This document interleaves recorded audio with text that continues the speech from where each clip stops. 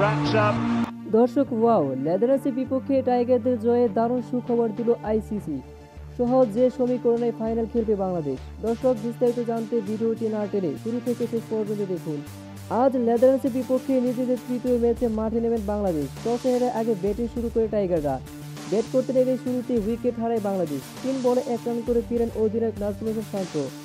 2 বলে 1 রান করেন লিটন দাস। তবে বাংলাদেশের শুরু বিপর্যয়ে সরিয়ে তুলেন তানজিদ তামিমের সাথে নিয়ে 32 বলে 48 রানের পার্টনারশিপ করেন সাকিব। 26 বলে 35 রান করেন তানজিদ তামিম। এরপর মাঠে নামে মাহমুদুল্লাহ রিয়াদকে নিয়ে জুটি করেন সাকিব। 21 বলে 25 রান করে মাহমুদুল্লাহ ফিরলে ভাঙে জুটি।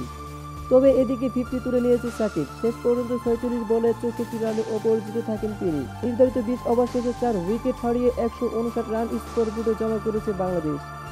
ফলে জয়ের জন্য নেদারল্যান্ডসের 160 রান প্রয়োজন। জবাবে ব্যাট করতে নেমে 134 রানে থামে নেদারল্যান্ডস। ফলে 25 রানে জয় পায় বাংলাদেশ। আর তাই বাংলাদেশের জয়ে আইসিসি দিল দারুণ সুখবর। নেদারল্যান্ডসের সঙ্গে জিতে সরাসরি সুপার 8-এ উঠল বাংলাদেশ। আর সহজ সমীকরণ সুপার 8-এ একটি ম্যাচ জিতলে সেমিফাইনাল নিশ্চিত বাংলাদেশের জন্য। তো দর্শক, আপনাদের কাছে বাংলাদেশের এমন দাপটে জয় দেখে কেমন লেগেছে তা অবশ্যই জানিয়ে দিবেন আমাদের ভিডিওর কমেন্ট বক্সে।